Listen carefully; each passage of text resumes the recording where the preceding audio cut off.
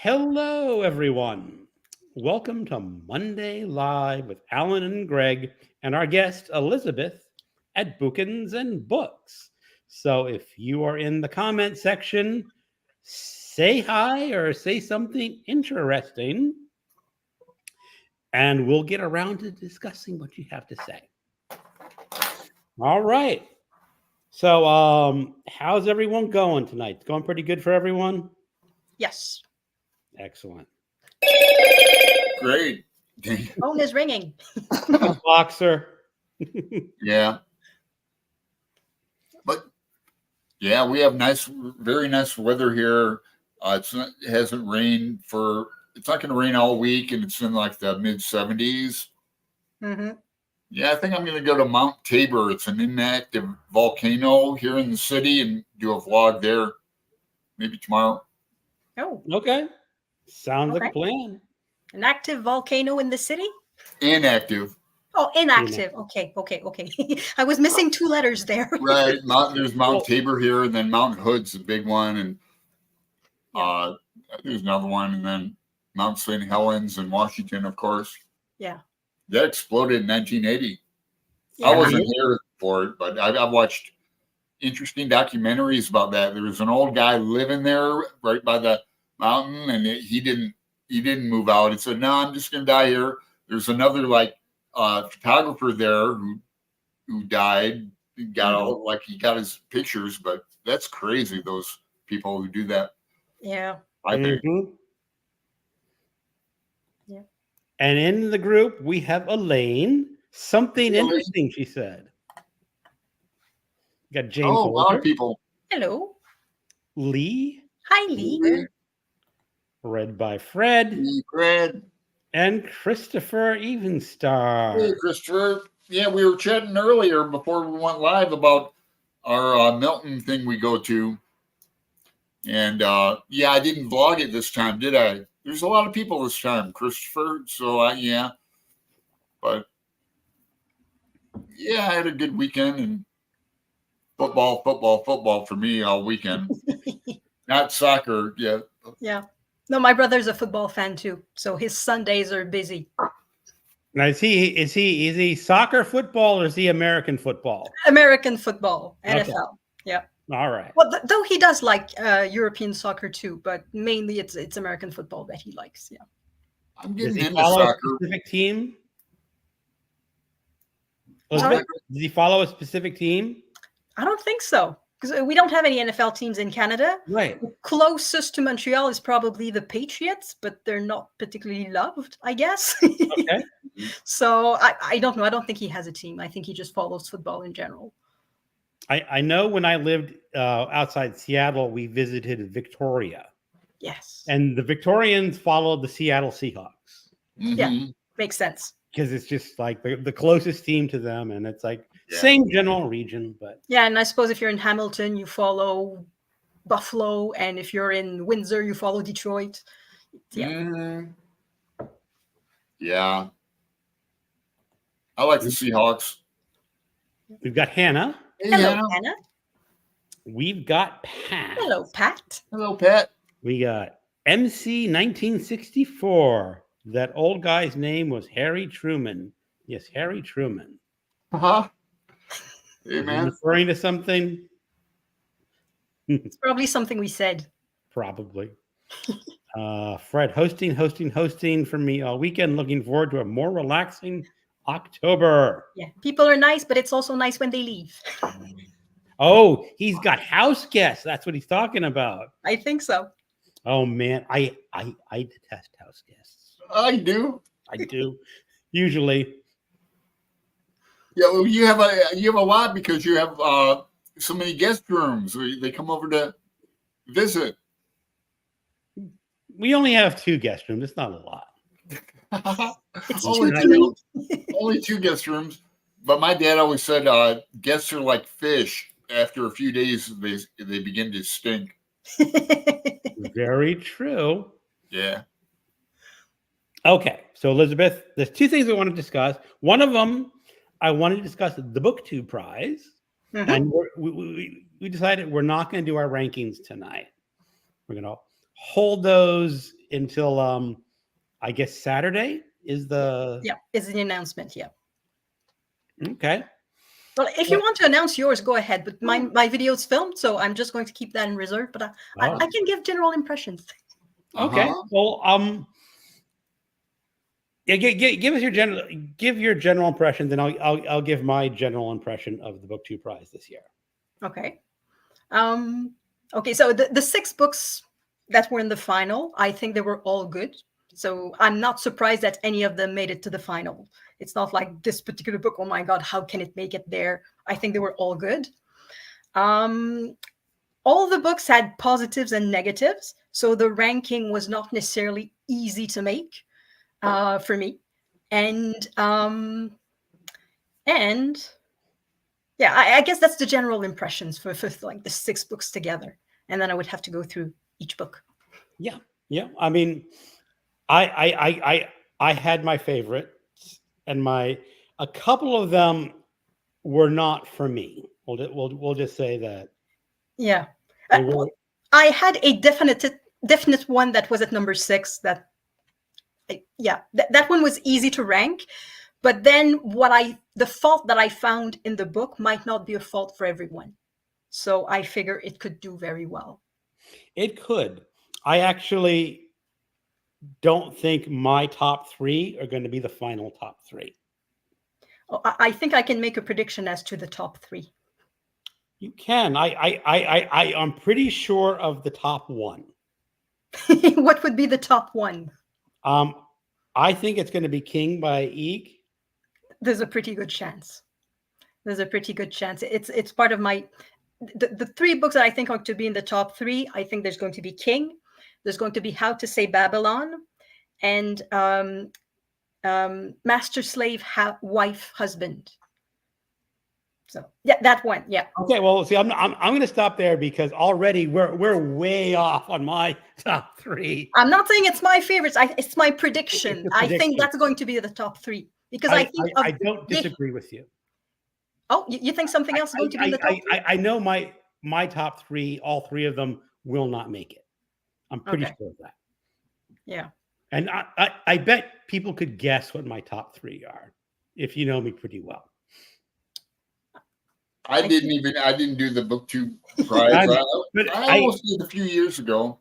I also did fiction as well. Okay. And I had 1 round of fiction. Mm-hmm. And I have to say that I was pretty universally disappointed. Okay. In my fiction round. Mm-hmm. To the point where I don't think I'm going to do fiction again next year. Yay, nonfiction! I should probably do a whole dedicated video on this, but I think people's taste in fiction changes over the years, from decades. And I think what people like now in fiction is not what I like in fiction. Yeah. So I'll say this: my 6th ranked book was someone else's 1st ranked book, which Robert says that happens all the time. Yes. And it just so happens that the lady who ranked her book as number 1 was in the chat room. So it's still good. We're still friends. I mean, you have to understand, it's like you have different tastes in books. Yes. But it got me thinking I don't want to spoil other people's enjoyment of fiction, especially a certain type of fiction book. And I feel bad ranking someone's favorite book at number 6. Even though I know it's got to happen soon. It's got to happen. Do you feel bad about it? I do, because I don't. I understand that what someone likes is not necessarily what someone else also likes. That we have sort of different priorities in what makes a good book. We might have all the same criterias, like it has to be well written, the characters has to be credible, the plot has to make sense, things like that. But how we rank the importance of each criteria depends very much on each person. So I think that's why somebody's favorite is somebody's least favorite. Yep. Yeah. And same thing happens in nonfiction. What's important for one person is less important for the other. And then we end up, I think it was 2 years ago, my ranking in the final was the exact opposite of Jen at Remembered Reads. And Oh, it was just hilarious. My 1, 2, 3, 4, 5, 6 was her 6, 5, 4, 3, 2, 1. that's funny. Yeah. It is interesting. Yeah. I mean, Well, she's another Canadian too. Yes. Right? Yeah. Yeah, she hasn't posted in a while though. I think she's on a hiatus or perhaps completely stopped. I don't know. Mm-hmm. so that's my plan. Is that I'm just going to sit out fiction next year and just. Mhm. Now, my prediction for fiction number 1 is Northwoods. That's one is by. Oh God, Mason. Okay. That's the one. That's the one about the. It's basically a collection of novellas Okay. about the same location with some interconnectivity short stories. And Okay. that's one other had to survive, but that was the only one I really liked out of the 6. Okay. No, I was did it like James? also Lone Women by Victor Laval, which is sort of a horror historical novel. And I knew that was not going to survive for long because Yeah. it's just it has a monster in it, and I might like monsters, but I know a lot of people are not going to like that. Yeah. Now, isn't James part of the? Not Fiction? this year. That's No. a 2024 book. Oh, okay, right. I'm Yeah. gonna make my prediction for next year. James will make it as gold or silver. Yes. I have not read the book, Yeah. Oh, but I cannot name any other title at all, but yes, James is going to win. James Yeah. is going to win. I'm actually pretty good with picking fiction, either gold or silver. Okay. I did it last year. What was the book? He wrote Shuggy Bane. Oh, yeah. I forgot the title. Yeah, and Young Mungo and Young Mungo. yeah. I said, that's the one that's going to win, either gold. And I was right. Okay. I think it did it win silver or gold? I can't remember, but it won one of those. So Yeah. it's all right. I Yeah. still have fun. Well, it happens also in nonfiction. There tends to be a strong favorite, and then we see if something else just creeps up ahead. There was a few years ago a cast by Isabel Wilkerson. It was a clear favorite, and it won. And then there was Empire of Pain that did not win. I was that did actually not win. a little surprised, Yeah. especially since I was not particularly fond of the book that did win. But Mhm. Yeah, I think it's the topic. Human interest is always very strong in the nonfiction book 2 prize. So it will probably it tends to be ahead of journalistic investigations, nature books, history books. It tends to be human interest books that get the top. it does. But last year, the Invented World, or is it An Immense World? Immense World won. Yeah. And I was Yeah. like, wow. A nature book. Fun. I like that. Yeah. Mhm.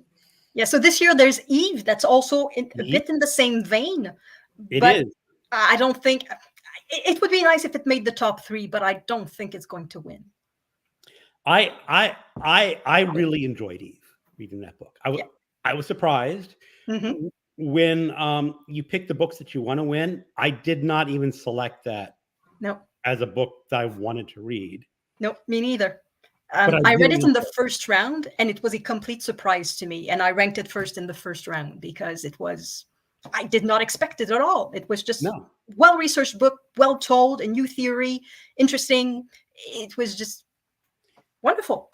And I'll give a little bit of hint. I had a little bit of an issue because I loved the author's voice reading the audiobook. Oh, okay. I mean, it's just like I can listen to you talk all day long. Yeah. But as a book critic, I had to. I really have to separate the author's voice from the book. Even though I loved hearing her, I said, I have to take it down just a little bit because I'm not judging it strictly on the book. Yeah, there are some books. I read everything like written, either on paper or ebook. I did not go for audiobooks because for some of them, I quickly realized that if I listened to the audiobook, I would not judge them the same way as a written book. I don't. Anna, who is in the chat, mentioned it in a previous video that when she listens to an audiobook, she cannot have the same critical judgment as when she's reading a book that is written. And I find it's the same thing for me. I cannot have the same judgment with an audiobook. I need to see it on paper to see. Yeah. Well, for me, all 6 of the books I did as audio. Okay, so they're all even. Except that some of the voices I liked better than others, but I try to keep it all together in one format, so you're not separating that written word from the spoken word. Yeah, this was a great audiobook, but I did mix and match, I guess. I went back and read the text. There's photos in the text, and but man alive, when I was first reading it and then listening to it, it reads like a work of fiction. The story is. Yeah, that's why I think it's going to make the top 3, because it's very narrative, and that tends to be very much appreciated in the Booktube Prize. Narrative stories. Then the character and the it reads like a novel. And then it's resolved in the the end. And yeah, there's a bit of thriller in there. We know they're going to make it through the border, but still, how difficult is it going to be? Or are they going to have difficulties later and all of that? Yeah. Gee, I wonder if they're good. Yeah. Let's say hi to some people. Yeah. Hello, MJ. She's editing videos while watching us. Hello, Dad. Hey, Jess. We got Jess. Hey, Dad. Jess. 3 Jesses in a row. Yes, indeed. Hello, Ariane. Hey, Ariane. Hannah loved. Hannah loved Master Slave Husband. Yeah, I bet. Yeah, Hannah. I'm still. Well, it takes place in Georgia, and that, as you guys know. But I've been in the South since August. I read James then with Hannah. I mean, after Faulkner in August, and Sing Unburied, Sing Again. Oh, yeah. And I think I read something else too in Mississippi. But yeah, I like the South and Southern writers, I must admit. Yeah. Hello, Angelia. Hello. Oh, hey, Angelia. Yay, Canada. Canada. Yeah. Oh, Canada. Diane likes the shirt, Alan. Oh, thank you. Northwoods by Daniel Mason. Yeah, I couldn't remember his last name. Constance. Hello. Brian is here. Hello. This is a very special day for Brian. This is publication date for his book. Cool. Indeed. The American edition of the book. Yeah, he did a live stream earlier this morning for me. That was good. I missed the live stream, but I got my Kindle copy of the book. Yeah, I mentioned that, Greg. Yeah, I mentioned you. Yep, it's going to be on.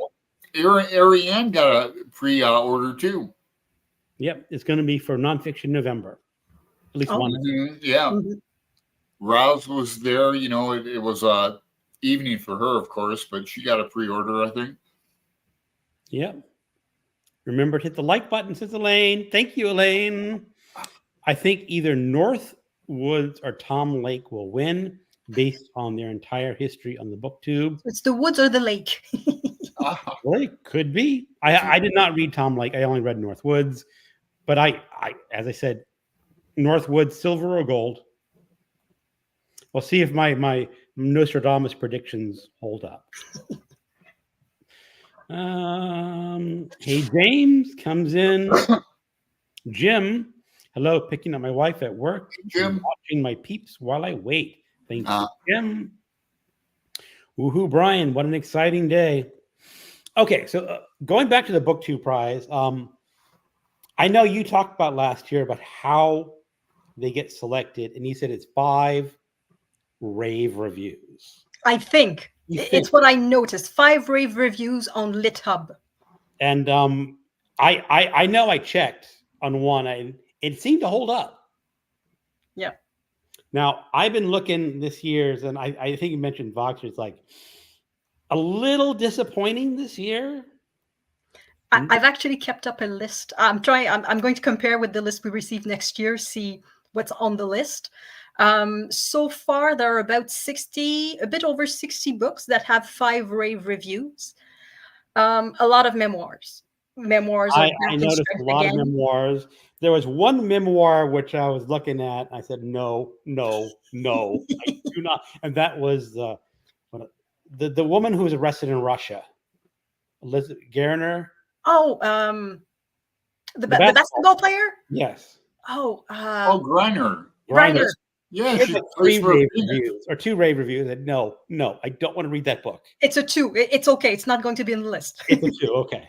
Yeah, I'd like to read that book. I like her. She plays for the Phoenix Mercury. It's basketball. It's just it's really hard for me to get interested in basketball. There is a book on basketball that's going to make it on the list, and it's by an author you liked. It's by the same author who wrote Little Devil in America.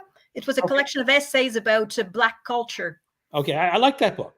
Yeah, so he wrote a book on basketball. So that one had 5 rave reviews. So there's that. And there's also a lot of books about authors and about, I don't know, literary criticism, I guess. Quite a few books like that. Cool. So it's rather short on history. It's rather short on nature. Northwoods. Oh. Yeah, I just put a hold on that at my local library, and I'll be reading that in about 14 weeks. Well, out of that list, there are 2 books I really want to read. Mm-hmm. One of them has 8 rave reviews. It's in. That's the new biography of Ian Fleming. Okay. And it just sounds like with 8, it's a shoe-in. The other one I wanted to read is only has 3. And it was My Beloved Monster by Caleb Carr. Okay. It depends if it's recent. They get more reviews. I'll read that. It's about his cat. So I like cats, so it's why not, but yeah. Boy, I didn't even know he had a new book out. Yeah, Caleb Carr is interesting. He does fiction and nonfiction. So yeah, I loved his those first 2. What it was the Alienist and the Archangel or some Angel of Darkness. Exactly, I love those. New York in the 1800s or with Theodore Roosevelt as the police commissioner as a character. Yeah, I love that. I love that show. I did too. So those are the 2 that I really want to read. Yeah, like you said, the Ian Fleming's a shoe-in. Mm-hmm. I just judging by who Ian Fleming was, I don't think it's going to make it past first or second round. Yeah, probably. One that has good chances is Knife by Salman Rushdie. Oh yeah. I did not even notice that one. Yeah. That one got tons of reviews. So yeah. Is that about the attack on him? Yes. Yeah. Yeah. Just because he was attacked, no one's going to criticize that book. Sure. Or not many people. There's that. Yeah.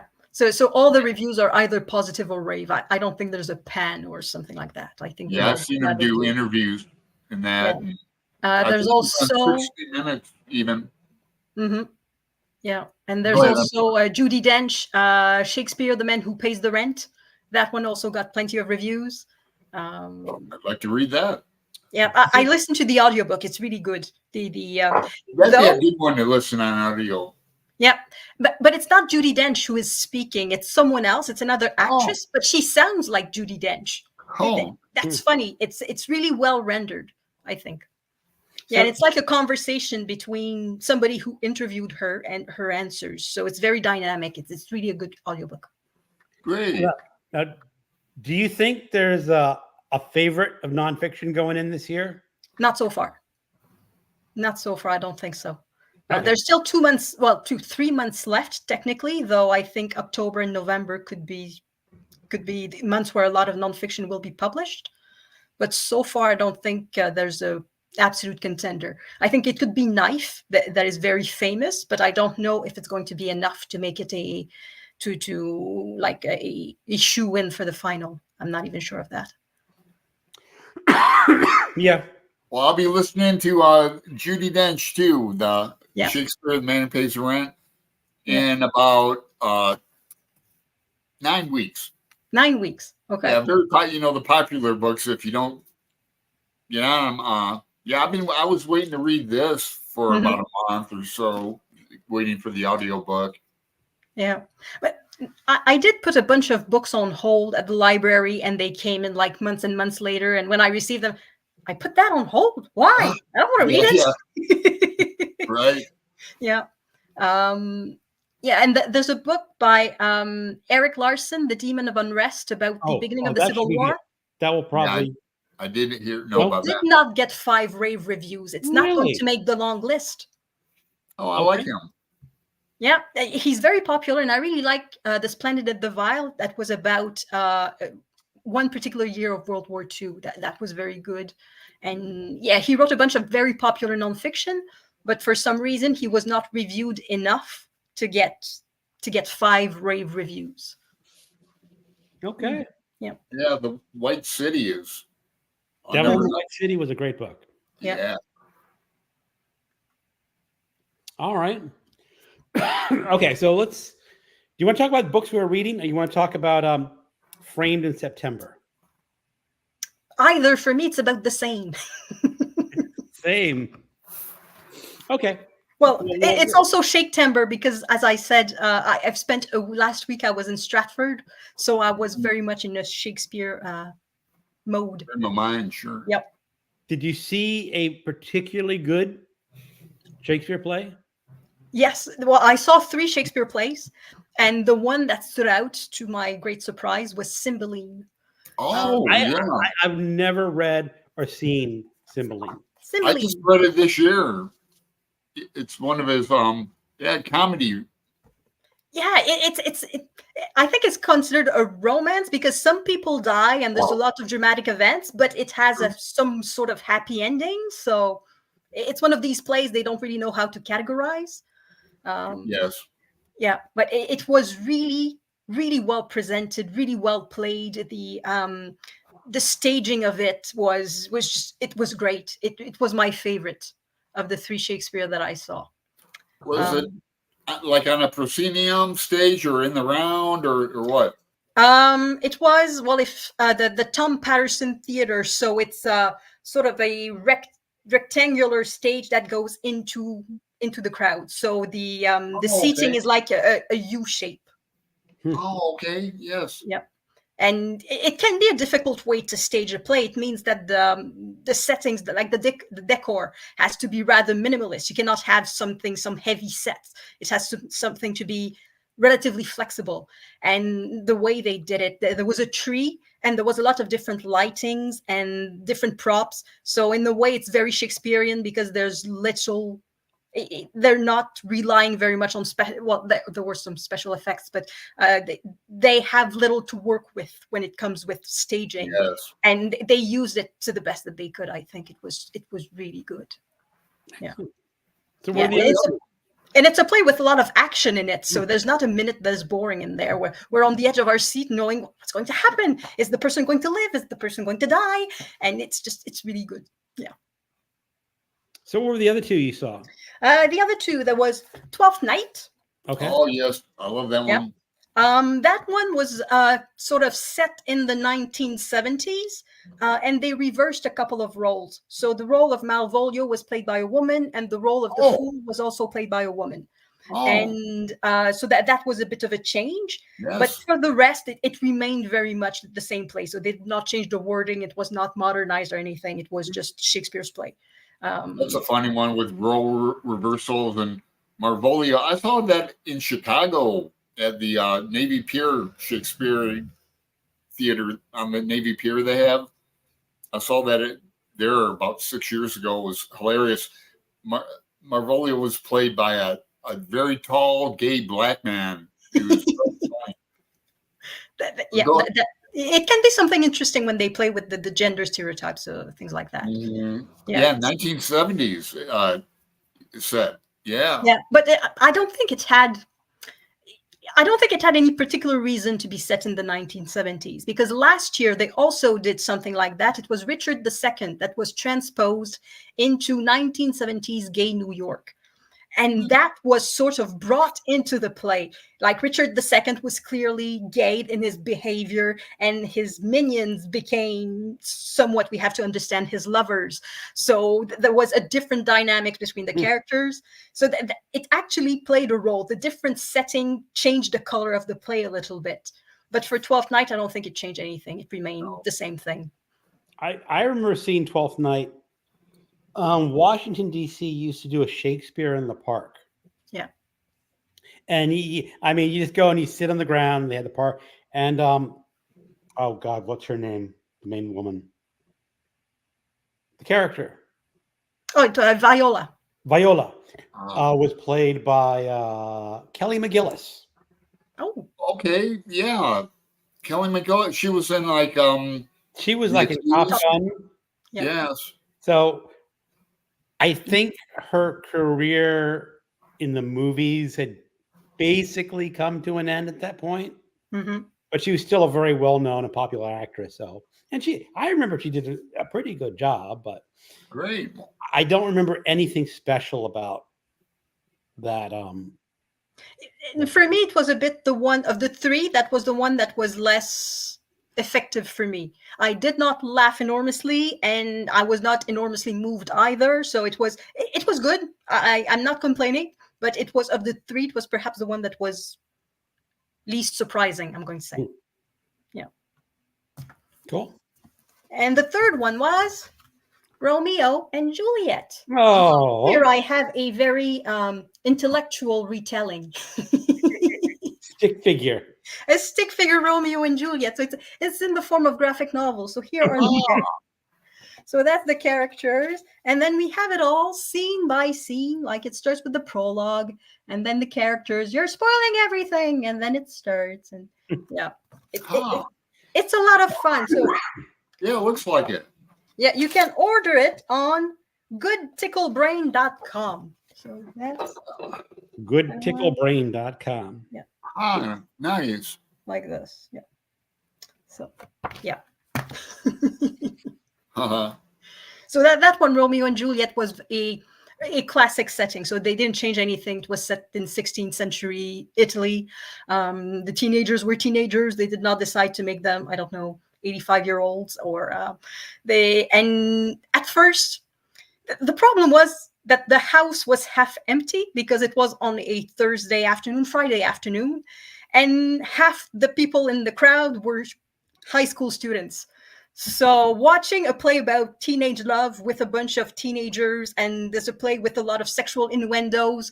So sometimes I was just somewhat paying more attention to the reaction of the crowd than to what was going on the stage.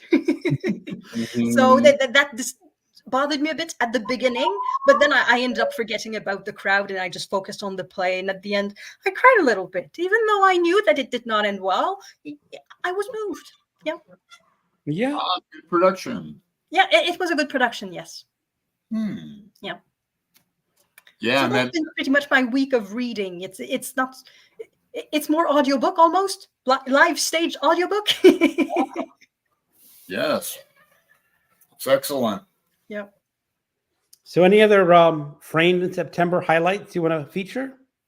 I ended up not reading the books that I thought I would read. So Neither did I. I always do that. I make this huge pile of possibilities. Here's the book I want to read, the books I want to read. And I end up picking something else. I think my highlight was actually visiting the gallery in Toronto. And then I bought a book that I forgot to bring besides me. That is about the Canadian collection, the Thompson collection in the Ontario Gallery of Art. Yeah. Because I thought that I didn't care about Canadian art. It's boring. It's too young. It's not innovative. And then after touring the museum, I was thinking, wow, there's wonderful things in Canadian art. Yeah. I didn't finish this. I read it a bit. I think I got the gist of it. You know, he was a great writer. It's real emotional. I like the pictures. They have pictures of his paintings. I learned a bit. You know, I didn't know he painted like 2,000 paintings. And did not sell a single one. Right. And Yeah. And then I watched some videos about it on YouTube. There Mhm. was I watched one little clip from an old Doctor Who. I've never seen Doctor Who. I'm one of the one people where Vincent Van Gogh was a character, Yeah. and they were showing at the end. They showed all his or an exhibit, and he Mhm. started to cry a little. Yeah. I'm the same thing with me. I'm not a fan of Doctor Who. I don't think I've watched a single episode completely, but I've seen that clip. Oh yeah. Yeah. So I did a lot of painting. I did some watercolor and that. Yeah, I think that's what I like about Frame is that people did not just focus on books. A lot of people went directly to the art, either at an exhibition or creating something themselves. I think it's almost the best part of it. That is. I mean, I tried to read Tolstoy's What is Art? Yeah. And that was so turgid. It was just, yeah, it was. I mean, it was like Alice. Yeah. I just could not finish it. I got the bullet points of it, but it seems like, God, it seems like I read that last month. It's so long ago, or I tried to, Yeah. I had it online audio and with the text, and yeah, but the bullet points are were fine. Yeah. And then Alan said I was on a cruise ship second week, and so I got to see lots of musical entertainment. Yeah. Now the problem is my preferred music tends to be instrumental. Yeah, wordless. Yeah. And they had one. It's not a quartet. It was two violin players. I think they're Eastern European. The woman talked, and you could tell her accent. It's Russian, Polish, something like that. The guy never spoke. They never played classical music. They basically played old show tunes. Yeah. Like Fiddler on the Roof, Cheek to Cheek. And it was pleasant, but it was not anything substantial. Yeah, it's more easy listening than actually classical. Right. And then everything else was singing. Yeah. Like they had like a woman doing an ABBA tribute. Yeah, ABBA, it's okay, Yeah, it's nice. It's not anything that I would say, I love ABBA, Well, I sometimes I put it in the car and I sing along, but yeah, I'm not sure I would go for a show where I just have to sit and listen. Like in the car, when you can sing along, it's fun. You're not the only person. The people sitting next to me got up about the fourth song and just left. Mamma Mia. He's not a bad singer in any respect. It's just Mamma Mia was a huge success for ABBA, but there's something it is about vocal singing that is just I want to do a video. Why has that become the dominant form of music in our century? I'm trying to think. It probably was for a long time. You think it's always been the dominant form, like in pubs and? Well, if we go back all the way to the Middle Ages, I think it was troubadours, and they were singing the news and singing romance and singing a whole bunch of stuff. The choirs in the church. So there was a lot. Voice was probably the first instrument. So it could very well be, but when you sing something, you can memorize it easier, like and all that with the rhyming and. Also, go ahead. Yeah, probably the first poems were sung, like the Iliad. The Iliad was definitely sung. Yeah. You can go all the way back to I might have dreamt this, but I swear I heard that poetry started out like oh, never mind. I'm not even gonna say it's not anything silly or like sexual. It's just stupid. Well, I remember, Alan, when we tried to read Paradise Lost. Was it a couple of years ago? I remember listening to some lectures, and the one thing Milton did that absolutely blew everyone's mind back in the age was he did not rhyme. Yeah, right. And you go like, wait a second, how can you not rhyme poetry? It was just like a great offense to them. Yeah. I can imagine that. Yeah. Now, my real problem with Paradise Lost is, one, I don't know my Bible. So a lot of the references were just, like, Yeah. No, it would and be the then same for me. Yeah. and There's he's only 4 comparing all these archangels. people to actual people in the English government, and that's even Yeah.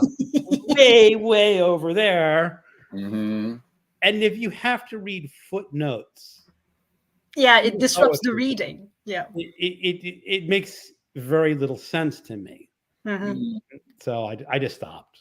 Yeah. I don't know. I like it. I grew up like religious. I was an altar boy in that, and so and there's only like 4 archangels: Raphael, Gabriel, Michael, Oriel, Okay. Oriel.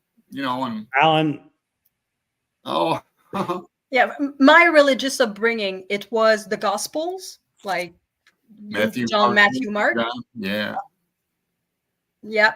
I think I mentioned one twice. Mama Lujo, Joyce calls them. Exactly. And then the first, I think only Genesis in the Old Testament. Like Genesis, Exodus, Leviticus, Numbers, Deuteronomy, Joshua, Judges. Yeah, I could. Yeah, we got the story of Abraham, the story of Moses, and I think we got the story of David, and that was pretty much it. Or Abraham For the and rest, Isaac. it was more about, I don't know. We did have religion classes, but it was about friendship, forgiving, and it was more like interpersonal relations than actual religion. Mm-hmm. Yeah. And here's a comment from Lee. Please, oh please, may we do that again next year, Elisabeth. I want to do 2 of the others that I missed. I did mostly museum. I hope we do it again. Me too. I actually fulfilled all the prompts going out and seeing it. It's just that I mentioned I'm having this sort of creator's block trying to film and describe it, because especially on the ship, I can discuss the music that I saw, but they say no recording, no videotaping. So I have a couple stills of the stage before the performers came on, which I think is going to go over about as exciting as Dirty Dishwater, It's a light balloon, huh? But and now the thing is, I did see 1 museum, 2 museum, 3, 4 museums. Wow. Of certain types, and one of them was just but was really modern art. I know. I sent you a photo. They actually have used paperback books. In the art, he painted the background and they stuck the paperback books on the canvas. Okay, which is creative, but it didn't move me very much. I think I would have liked that. I wish you didn't send it. You sent it to Elisabeth, not me. I sent it to the art group. I did not. Yeah. If I ever do a video, it will be part of the video because I got that. I just gotta get around to it. But my favorite museum was not actually a full museum.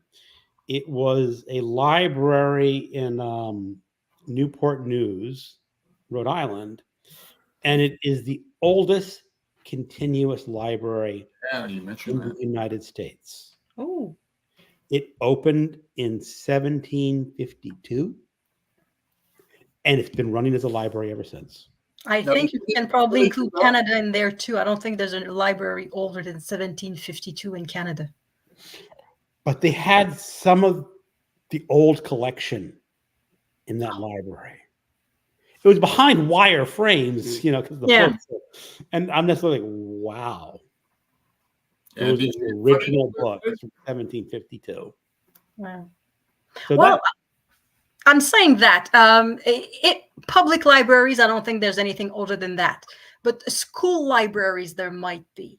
Because I know the college where I went, there was a section of books that were behind locked doors, and they were very old books. Like, I think perhaps maybe 18th century books, but maybe not, maybe just 19th century books.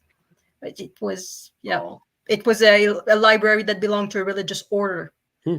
So perhaps they've been, they've existed for quite a while, I suppose. So that's my favorite. They also had a small gallery of what they call miniature art. Oh, that is where the frame is like 6 by 6, 6 by 8. Yeah. And some of those pieces of art are just fabulous. Yes. They're not the huge canvases that you expect, but they were really good. Yeah. Yeah, it's amazing what they could fit in a teeny tiny frame. Yeah, the amount of detail they could put in. It is. And then what I see, the Gardner Museum in Boston. Oh, yeah, with the empty frames where the art was frames where everything was stolen. Yeah.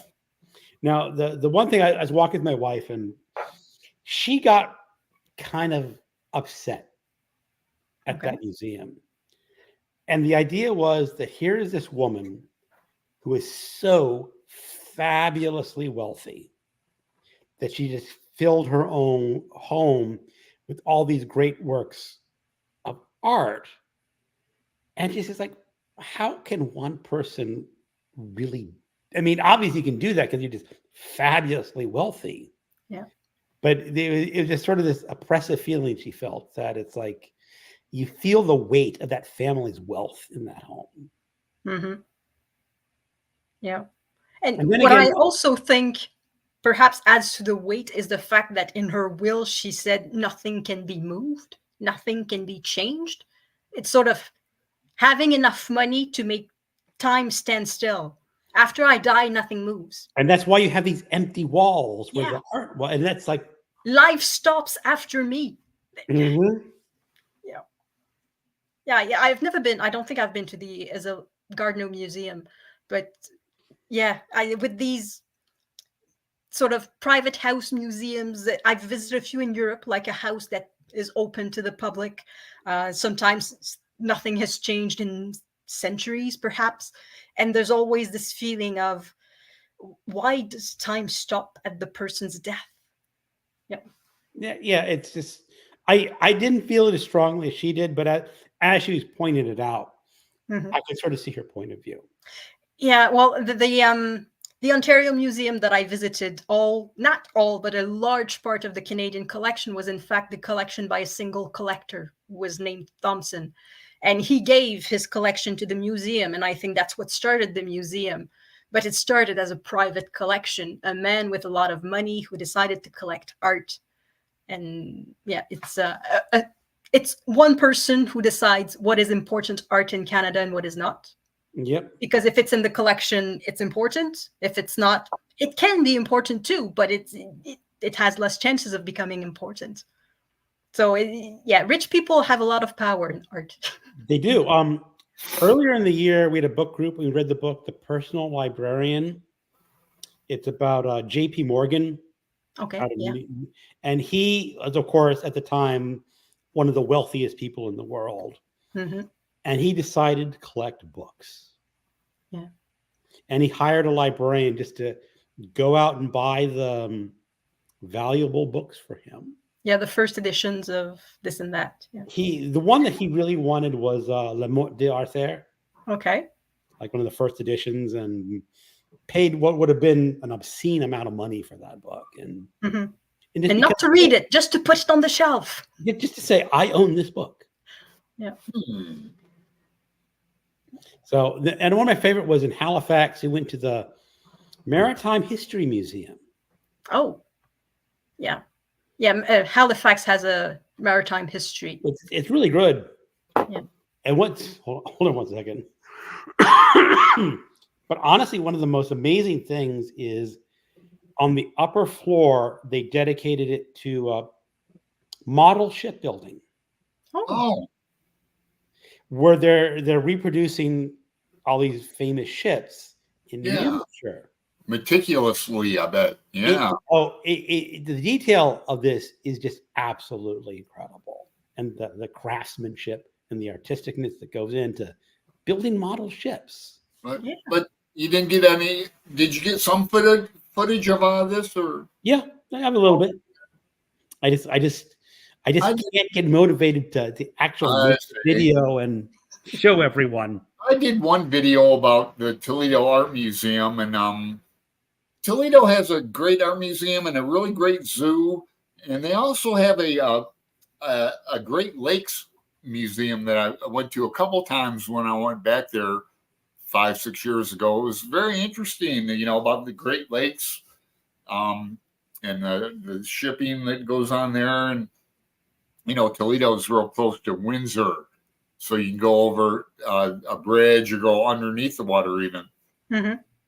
But so I managed one video. It was about El Greco. I know. I was amazed on how many videos were coming out. Yes. Right. I was on my ship, and they're coming out, and like I just can't really watch these right now. Yeah, same thing when I was away. The hotel Wi-Fi was not always reliable, and I had plays to attend. And I mean, actually, the shipboard Wi-Fi that I had was actually incredible. Oh. We got an upgraded package where you get like drinks and Wi-Fi, and it's really good. But I'm on a ship on vacation. I'm not watching videos. Right. Yeah. And then I got COVID, and it's like the week I had COVID, it's like No, the week I got COVID last year, I watched Fraggle Rock. I've never had. Yeah, so I feel like a kind of a failure as a host because I missed so many videos, and now it's like I will never. I mean, there's so many. Yeah, I will never catch up. But, yeah, we should say that Heather Gregg made a list of them, made a playlist of all the videos that used the tag Art Readathon or Framed in September. So if viewers want to click on that, if I were to ever go back and watch them, I should. Yep. There's probably a couple hours worth of videos. Oh, more than that. More than that. I think she said there was 94 videos. 94, 64. Anyway, a whole bunch of videos. It's incredible. I mean, I as an event, I think this was a rousing success. Yep. For a first time, I think it was absolutely a success. Yes. Because like I said, people like their artistic ventures, even whatever it is. So yeah. Definitely, we need to do this again. Yes, I agree. Yep. So yes, Lee, we're doing it next year. Christopher Evenstar, I don't know if he's in the chat still, but we went to the Portland Museum for the event was called From Matisse to Monet, and that was good. Yeah, I did a little vlog on that too, but there was like in August, I believe, or. So, like next year, I'll do one specifically on Portland. Hope maybe, That'll be cool. I never did get to the National Gallery of Art because COVID, and it's just like for next year. Next year, but what really upsets me is that in Boston there are two main museums. One is the Gardner, and the other is the Boston Museum of Art or something. And the Boston Museum of Art has a picture edition of Watson and the Shark. And it's one of my favorite paintings. And there's an edition of Watson and the Shark in the National Gallery. That's the one you showed me? I think so. It's a picture of men on a boat. A man's falling over the boat. And there's a shark with a big open mouth coming towards the man.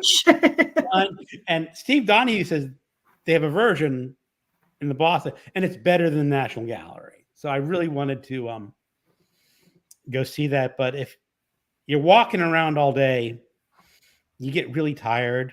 Yeah, one museum a day is generally it's enough. The problem is your brain fills up. Yep. It just cannot accept that much art. Yeah, after a couple of hours, it's your brain is just saying, I'm completely full. It's like a feast. It's like no more. Yeah. When I was younger, when I went into a museum, I was systematic. I had to see every room and take time to watch every piece. And I ended up like in big museums like the Louvre or Hermitage, I ended up spending like 6 hours in the museum trying to absorb everything.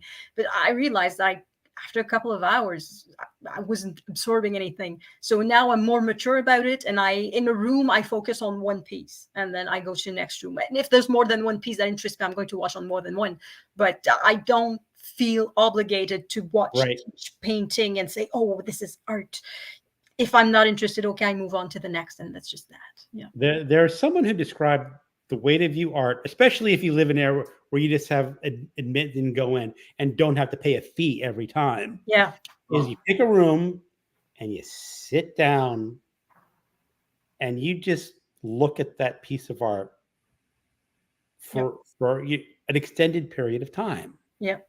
And you will eventually start seeing details. Mm-hmm. Mm-hmm. I know when I went to the National Gallery last time, Alan was there, Hannah was there. I noticed how many pieces of art had dogs in them, especially like the Renaissance art and the early art. Lots of them had dogs. And I'm going like, okay, people have always liked their dogs and they're just like putting them in their artwork. And I mean, you could probably go through that in a day or two and just find out every dog in a painting and make a topic video on that, or topic video, the dogs in the National Gallery. Yeah, me with the mention the Toledo Museum of Art again. I was lucky enough when I was a little kid. I won some kind of contest and got like art lessons for a while with other people, and got to tour the museum. And then we'd go back. My grandmother loved art, so I'd go with her. And they have all kinds of things going on, and it is free except for specific events, and it's a big place. Toledo, Libby Glass it was a big benefactor, and they have a whole glass museum. But when I went back 5 years ago, like I won another contest and got a month worth. But what I'm getting at is with these classes, we got guided tours after hours, and like every other day, it was great, just to walk around with the teacher and instructor. But Portland Museum, you have to pay. Mm-hmm. Yeah. In Ottawa, too, the National Art Gallery, you have to pay. And no, it's free, isn't it? National Gallery in Washington? In Washington, it's free. In Ottawa, it's not. Oh. In Ottawa, the permanent collection used to be free like 20 years ago, but then they decided that they needed money, so they started to charge.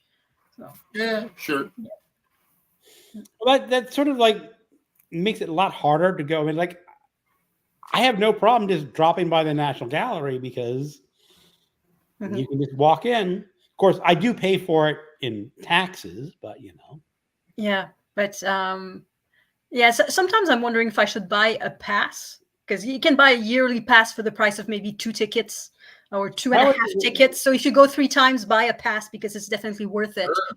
But then I look at the hours of opening of the museum, and they open when I work. So there would be the weekends. It would be Saturday and Sunday, but that would be it. So yeah, and I would like to go like after work. Like on my way back from work, stop like for half an hour at the museum. That would be nice, but it closes at 4 or 5. Oh. Yeah. Yeah. Except on Thursdays. And on Thursdays after 5 o'clock, it's free. So I know my wife has a cousin in Chicago, and he's one of those guys who just has more money than he knows what to do with.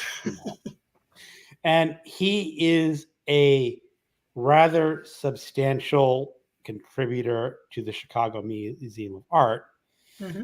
He has a pass to get in anytime he wants to, and his pass allows you to bring visitors. Oh, so he said, "Yeah, let's go down to the museum." He walks in the garden. Here's my. He's a contributor. Yeah, they're not going to say you got to get out of here and bring your family, but yeah, I think that's more than 2 or 3 tickets. But yeah, probably. Yeah, get the backdoor access. Yeah, but it's great if you can do it. Yeah. Excellent. Let's try to catch up on some comments. Yep. I'm doing really bad. Well, darn, I wanted to try those Van Gogh and Tolstoy on my TBR. I agree with Lee. Frame next. We will definitely do it next year. Here's Jason. In ancient Greece, there were competitions at some crown games. Yes, and at the Olympics, playwriting was an event. And which one is it? I think it's Oedipus the King by Sophocles that ended up second. And now everyone is wondering what ended up first. And we don't have the play that ended up first. No one knows. And the problem is it may not even be as good as the play. It just could have been. Yeah, time decided that it was not as good because only the number 2 was copied enough that it made it to us 2,000 years later. Yeah. And I think that when they revived the Olympics, like in the late 19th, early 20th century, they also included some artistic competitions like poetry writing and something like that. But then they decided that it was not sports. So Elaine says, I've been listening to War of the Worlds musical the last few days. That's actually an interesting interpretation of that book. It reminds me, I have the lineup for Stratford next year, if anyone's interested. So the plays are going to be As You Like It, Macbeth, and Winter's Tale. So that's the 3 Shakespeares. There's always a musical, and there are 2. It's going to be Annie and Dirty Rotten Scoundrel. Apparently there's a musical of that movie. And then there's going to be a bunch of plays based on novels, Sense and Sensibility, Dangerous Liaisons, Anne of Green Gable, and then a few more plays that I don't know, Forgiveness, Ransacking Troy, and The Art of War. So that's the lineup for next year. Impressive. Yep. It's a matter of getting to Canada then. Yeah, if you're in the United States, Stratford, Canada is much closer than Stratford, England. It is. It is. Diane says, hold up musical albums to express what you experience for your video. I don't have any musical albums. But I guess I can just copy a picture from the internet. And yeah.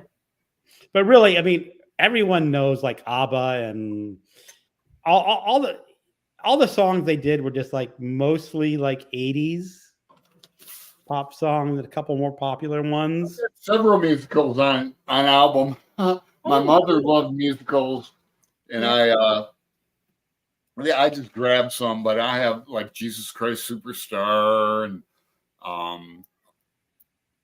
I don't know others that escape me at the moment, but I used to have a lot of records, and I've lost. Yeah, I'm slowly discovering musicals.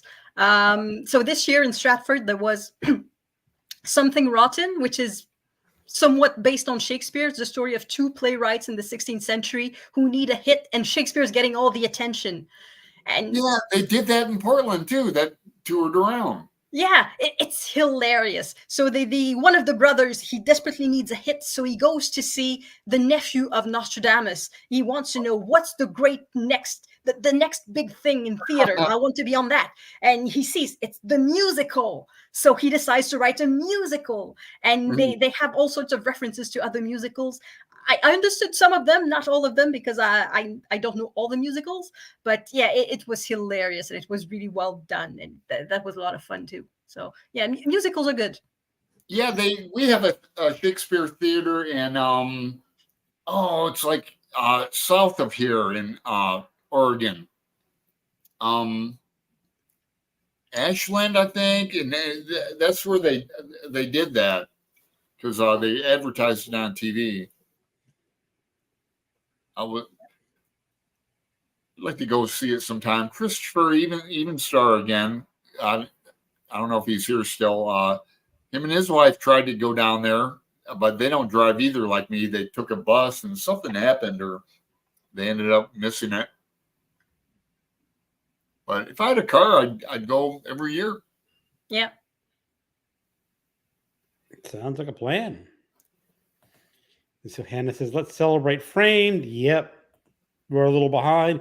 Oh, here's Fred. First public library in Canada was founded in 1796 in Montreal. Wow. I would look that up. 1796. It's still, I mean, it's amazing that there have been libraries around that long. Yeah. But in a way, I'm not surprised that it started after 1750 or even after 1760, because under French law, there was not free speech, so libraries were a risky thing. Mm. Yeah, all libraries were private. So Angelia's going. Goodbye, Angelia. Fred, I remember Fraggle Rock, radishes. Yeah. Angelia did something this month where she read like a short story. Was it a day? That's really, you know. I mean, I could do that for the first 2-3 days, maybe 4 days, and after that, I mean, that's a commitment. She did it. That is a big commitment. I actually really like short stories. Mm-hmm. I was doing a series of videos about short stories, but it was just like, 50 viewers, and I'm going like, okay, I guess people don't like short stories. There is an advent calendar that is one short story a day. It's like 24 little booklets, and you get a short story per day. Ah, nice. Yep. You know, the Codex Cantina, they do a lot of short stories. Yep. But it just seems to be something that has well, it's definitely lost its flavor, in America. There used to be a lot of magazines like the Atlantic, right. Saturday Evening Post. Right. Yeah. Alan, there was a Kirk Vonnegut novel, and pretty close to the beginning, he was lamenting how you used to be able to make a living writing short stories. Yeah. And he says, "Oh yeah, I'm a short story writer," and they did okay, but now it's just like, we'll give you $20. Yeah. Yeah, that must have been in Welcome to the Monkey House, huh? Stories in there. I thought it was one of his novels. Oh, a novel. I think. I can't remember. We'll get to it, huh? I think we've already gone past it. So. Oh. And I'm pretty sure we commented on it.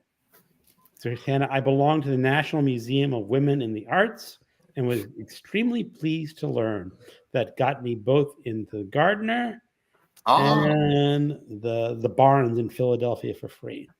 Oh, that's nice. Mm-hmm. Stratford is a short drive for Ellen. Yeah, for me, it would be like 15 hours or something like that.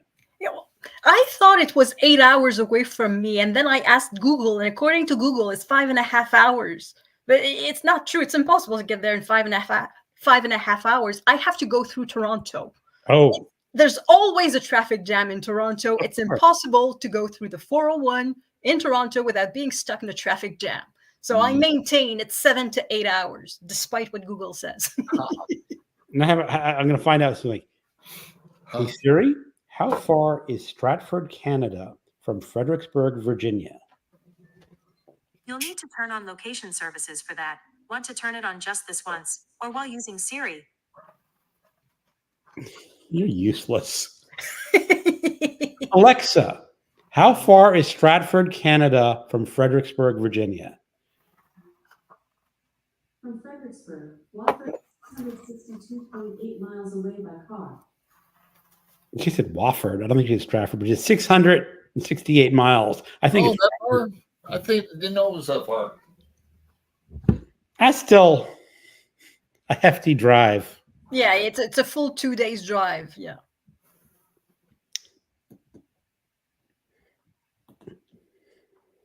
All right, we're at the end of the comments. Yay!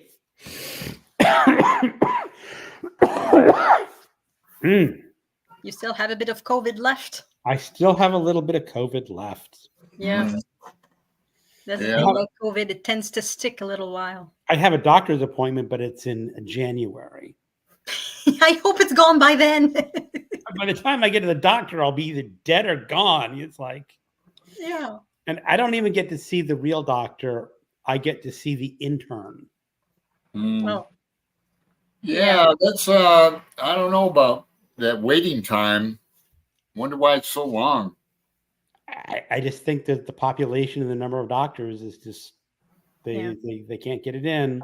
Yeah. Well, I was reading before I started Master Slave Husband and Wife, which I couldn't put down. I was reading Master and Margarita, Oh and I yeah. was really into it. I'd never read it before. I read it a long time ago. I sort of have images of it, like a few scenes that I remember, but I don't remember the entire thing. It's a bizarre book. You probably remember the cigar smoking, gun packing cat. Yeah. How can I forget that? Yeah, there's biblical stuff in it too. Yeah. But I'll get back to that. You know, I read some books that I don't even review. Like I read Candide finally with a buddy read that with a guy. We were going to go live, but we had technical difficulties, and so I didn't get around to reviewing that. And then in our Kurt Vonnegut group, what did we read? God bless you, Mr. Rosewater. Right, and I'm thinking about reviewing that, but I haven't reviewed it. God, what else? Wake Up Stupid, which Greg didn't like. We were going to read that. DNF that one. 66 pages. So, you know, and then, well, I didn't finish this. I didn't DNF it. It just, you know, time. Yeah, well, it's the same thing for me. The letters of Vincent van Gogh, I have a collection of them, and I sort of read them in short bursts. Like I read 50 pages, and then I put it aside for several months, and then I read a couple pages, and then yeah, it's like in between a couple of books, I might read a few letters. Yeah. That's what I'll do. Well, if you're really intrepid, you could just see the dates that he wrote them, and just read those on the dates, and then over the year, you get a sort of feeling of time. Yeah, the April letters read in April, and then the May letters read in May, and it could last a couple of years. I think it could last 50 years. Yeah, they are dated. Yeah. It's kind of cool. Yeah, Pat, at Book Chat with Pat, I don't know if she's still here, sent me this book. Oh, Dublin Tales. Yeah, and there's two gallants in it from Joyce, but there's a story from William Trevor called Another Two Gallants, I believe it's called. But this is a cool book. I've only paged through it. There's a story that's in Irish, that's in like Gaelic, and then they redo it in English. Yeah. So that looks interesting.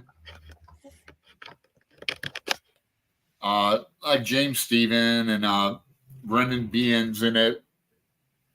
So, and there's some great photos too. Oh, I like it when there's extra material. Yeah. I'll read this in between novels. Mm-hmm. Yeah, I know. I'm rereading this. Oh, Jude the Obscure. It's my favorite Victorian novel. Okay. Yeah. I read it with a group. When was it? Oh, it was not May of this year, but the previous one. There was Scott from Gunpowder Fiction and Plot and Gemma from Gem of Books. Okay. They started Misery May, which was a readathon for Thomas Hardy, and that was the group read. And I happened to have it on my shelves, and I had never read it, so I read it with everyone. And for me, it was just too much. It was, I don't know. There's a hardship, and then there's another one, and then there's another one, and the guy is sort of trying to get out of a hole, and then like he gets whacked, and then by life, not literally, but then again he tries to get up, and then he gets whacked again, and it's just too much. Yeah, I know, but I for whatever reason I really like Thomas Hardy.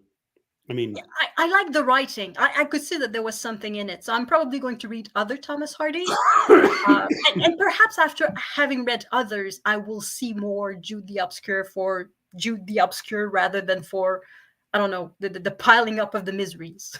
Well, this is the book that he got lambasted for. Okay. Because it's irreligious, it's immoral. Yeah. the Sue and Jude are living together as man and wife, and they're not man and wife, and they don't want to be condemned for that, but everyone, of course, Yeah. condemns them for that. And Yeah. That was Joyce's favorite Hardy novel. You can see why. Mm-hmm. Yes, and the religious authorities, they're not particularly nice either. no, Yeah. and he, like you said, he was extremely critical of religion in a time when it was not appreciated. Mhm. I mean, I'll probably finish this tomorrow, but Just in time for Victober. just in time for Victober. Yeah. The first day I got Victober done, and it's October 1st. Well, actually, I started Victober a bit early. One of the plays so I saw 5 plays performances in Stratford. So there was the 3 Shakespeare, the musical Something Rotten, and the other one was London Assurance by Dion Borsico. So that one is a Victorian play from 1840, I think. It's a comedy, so that was entertaining.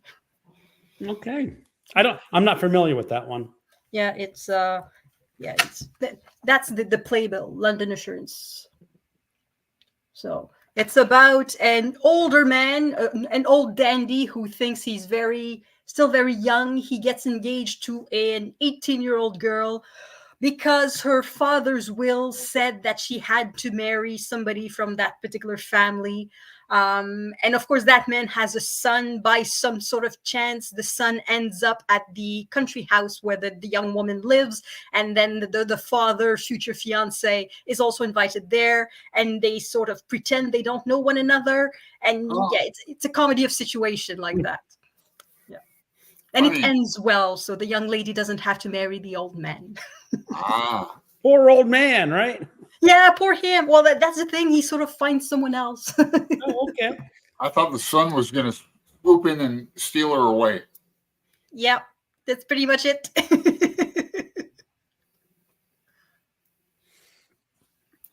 So, are there any other events you're looking forward to, Elisabeth, this year, or is it? Well, there's Nonfiction November. Yeah, nonfiction. Yeah, and last year in December, we had Remember December, which was a readathon for rereading. But I don't know if it's going to happen again this year. I was hosting it with Anne Novella, and she hasn't posted in a while. So, yeah. And I've already hosted 2 readathons this year, so perhaps it's enough. I think Anne Novella's working with a new job. Yeah. Yeah, And now that you mention it, she hasn't posted in a while. well, the thing is, she used to be like a copy editor or something like that, and I guess her job just sort of disappeared in Belgium. Oh. And had to find like a new career. So I feel for people like that who just. Yeah. My job is currently changing a lot. So I work in translation. And when I started the job, automatic translation was absolute crap. So nobody used it. So we had a text, let's say in English, and I had to rewrite it in French entirely in my head, and I typed something else. And nowadays, that's not how it works anymore. It goes through a pre-translation, a software, and then you have to repair whatever the software produced.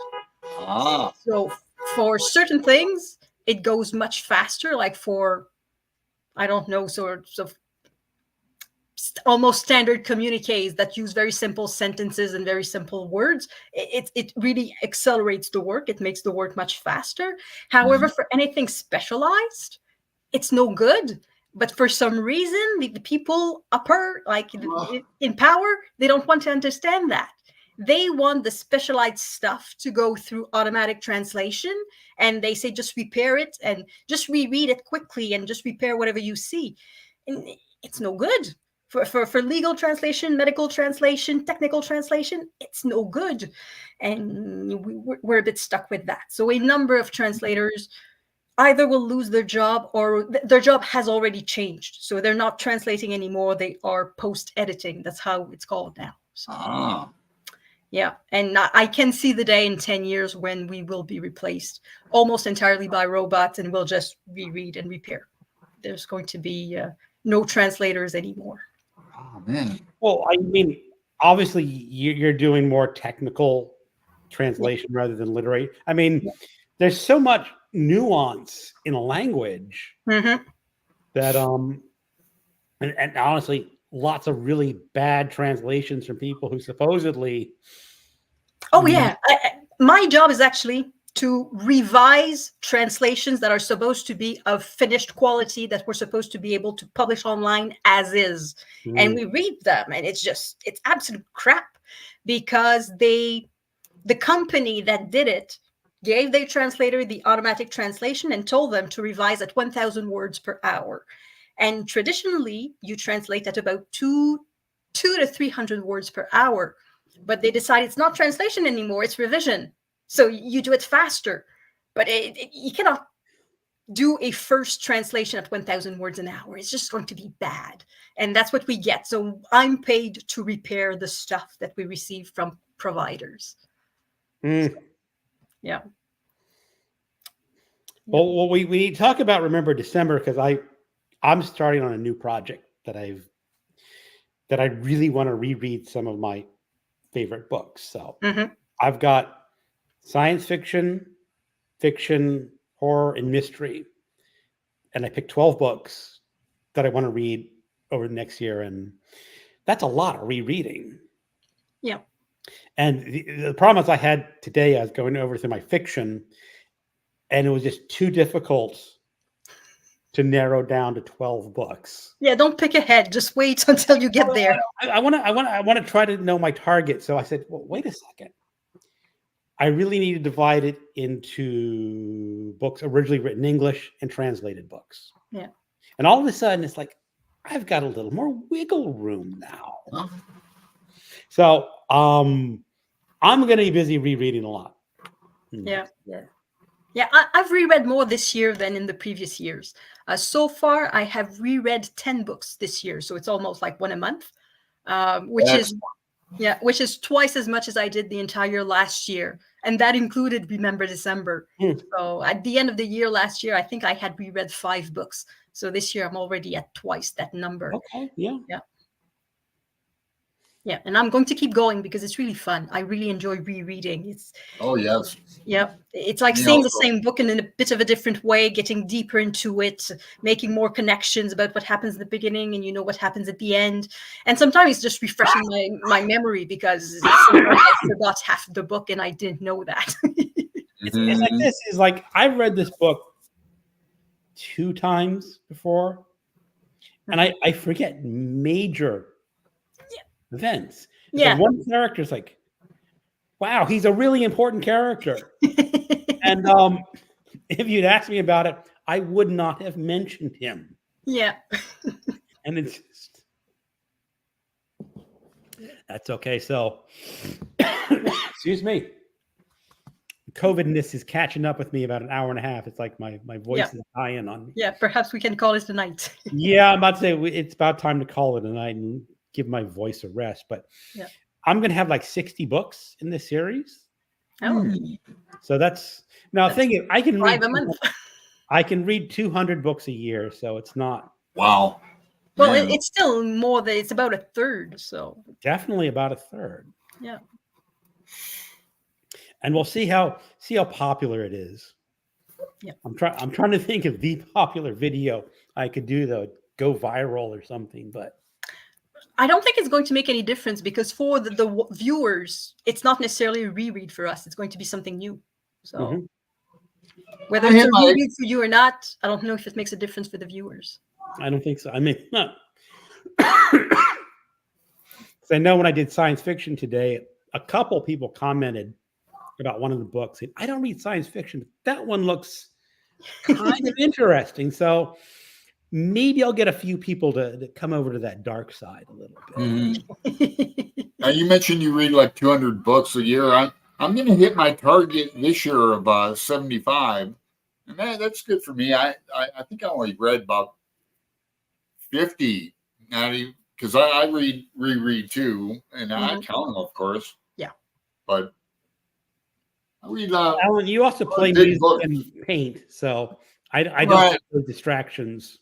Right, you have pets, and Well, the problem is, Alan, if you have a cat and you have a book, it really kind of goes together sometimes because the cat curls up on you and you Right. have one hand holding, one hand, scratching, and True. Yeah, I can see that. they just go together sometimes. Yeah, cats are nice reading accessories. They are nice reading accessories, unless they really want attention. Yeah, well then, yeah. Uh-huh. Unless they decide to sleep on the book. Yep. All right. Well, I said my voice is basically had it. Yep. So any last words for our chat room, Elizabeth? Well, just thank you everyone for being here. It's Yes. always a pleasure to talk to you. Indeed. Yeah, thanks, Elisabeth. I do appreciate you coming by again. I Thank think you. this is your second or third time on the Your show. second this year. I think it's third overall. Third overall. Yep. Wow. I maybe at the next year when the nonfiction comes out, we can critique the list. Yeah, as I said, it's not going to be a great year for me. Too many memoirs, too many biographies of writers that I haven't read. That's always the issue. And yeah, not enough science and not enough history. But then again, a lot of things can come out in the next 2 months, and Maybe we so. always get surprises. Like Eve, like we talked about, it was not on your radar or It on was mine. not at all. It ends up being a book that we love. So. And like I said, That's great, almost every year I have at least one or two surprises that get ranked a lot higher than I would have anticipated going into it. Mm-hmm. Yeah. All right, everyone. Thank you for showing up, and have a great evening. And goodbye. Bye. Thanks, everyone.